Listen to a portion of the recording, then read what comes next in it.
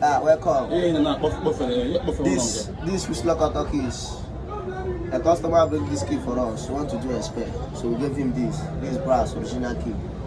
So we wanted to cut it to give it a nice shape. So I'm able to open the door. With like this, you can't open. This is a rigid key. Just like a blank key. So let's go there. Let's go and cut it.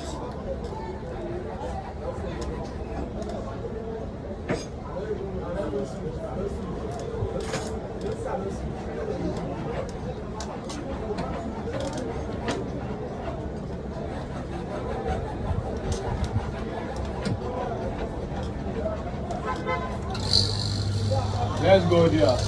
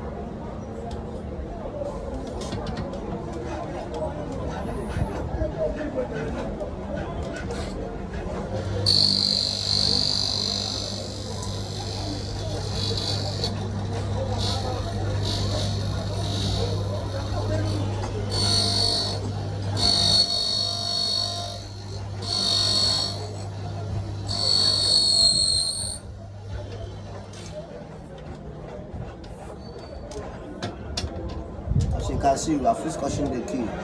So the key is now okay. This and this are now the same. You see it. Thanks. Thanks for watching.